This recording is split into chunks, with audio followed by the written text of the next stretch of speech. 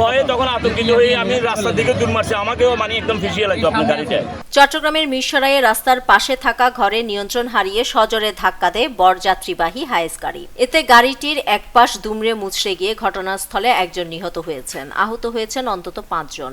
আজ মঙ্গলবার দুপুর 2:30টায় উপজেলার বারৈয়ারহাট খাগড়াছড়ি সড়কের বাদামতলা এলাকায় দুর্ঘটনা ঘটে। এতে গুরুতর আহত 5 জনকে উপজেলা স্বাস্থ্য কমপ্লেক্সে প্রেরণ করা হয়েছে। কন্ট্রোল করতে পারে না, এইভাবে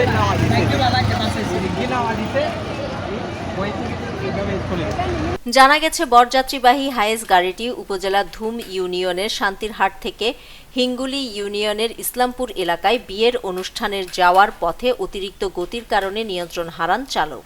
একসময় রাস্তার পাশে থাকা টিনের ঘরে ধাক্কা দিয়ে কিছু দূরে গিয়ে গাছের গুড়ির সাথে ধাক্কা লেগে একপাশ দুমড়ে মুচড়ে যায়। প্রত্যক্ষদর্শীরা চালকের অতিরিক্ত গতির কারণে দুর্ঘটনা ঘটেছে বলে জানান। গাড়িটা দুটো একসাথে আসতেছিল, এখানে দাঁড়ানো ছিলাম, গাড়ি দুটো দেখতেছি যে বিস্কালেরটা মানে আপনার খুব স্পিডে আসছিল। এরপরে আমি ভয়ে ওইদিকে দূর মারছি, গাড়িটা এখান থেকে ঢুকে দিয়েছি, আপনার স্পিডে ছিল গাড়িটা। ভয়ে তখন আতঙ্কিত হয়ে আমি রাস্তার দিকে দূর মারছি, আমাকেও মানে একদম ফিসিয়ে লাগতো আপনার গাড়িটা।